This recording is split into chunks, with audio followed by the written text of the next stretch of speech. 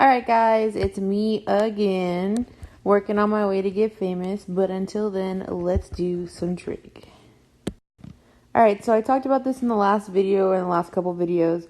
It's just really important to know that a ratio is just a fancy word for a fraction. So if I'm asking you for a ratio, you need to have something that looks like a fraction. Again, these are never going to leave us. We learned about SOHCAHTOA. The first one is sine. You need to remember sine uses the two sides opposite and the hypotenuse.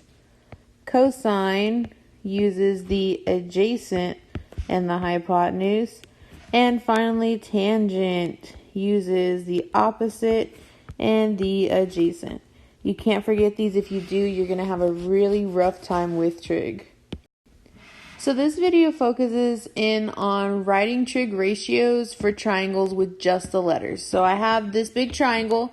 The angles are labeled in red, so A, B, C, and the sides are labeled in that bluish color, X, Y, and Z.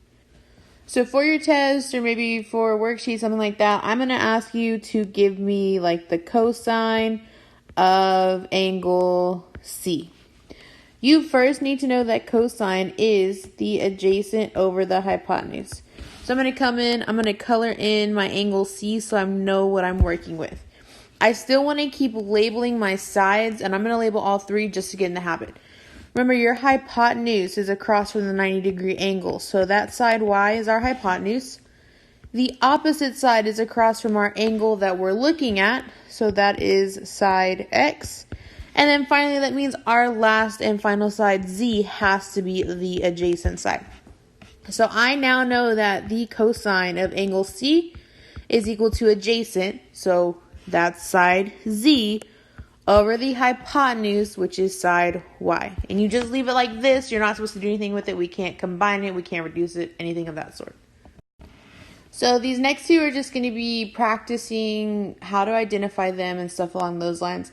This time I ask you for the sign of B. Remember, you first want to pay attention to which angle we're talking about. So again, I'm coming in and I'm shading that angle in. After I've decided which angle, I know what angle I'm looking at, I'm going to start labeling my sides. So I look across from the 90, and in this triangle, R is my hypotenuse. I go across from the angle we're looking at, so I know that P is our opposite. And that means our last side, Q, has to be the adjacent side. So when we're looking back, we're calling back, I know that sine of B should be equal to the opposite side over the hypotenuse. In this case, my opposite side is P, and my hypotenuse is R. So the sine of B is just equal to that. You may be asked to write it as a full equation, just like I did, or you may just be asked for the ratio P over R. So because I think this is something you don't have to see over and over again, I did two examples for you. I'm leaving this last triangle for you. I'm asking you, if you want to do the extra practice, to find the sine, cosine, and tangent of angle A, and then find the sine, cosine, and tangent of angle C as well. Let me know if you have any questions, and stay tuned for the next one.